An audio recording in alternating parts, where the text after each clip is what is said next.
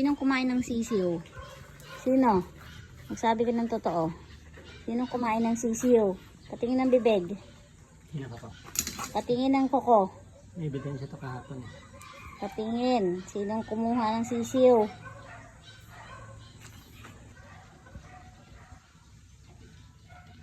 Masarap to sa sapsap. Dami. Sapsap yan masarap. Dami na tayong itlog.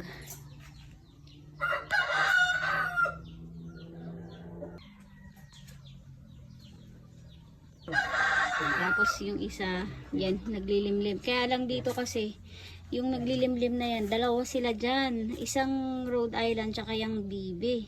Rhode Island din pala. Rhode Island din yan? Eh yung nasa kabila. Rhode Island din. O, so puro Rhode Island pala. Tapos dito bibi naman. Sana mag-hatch silang lahat.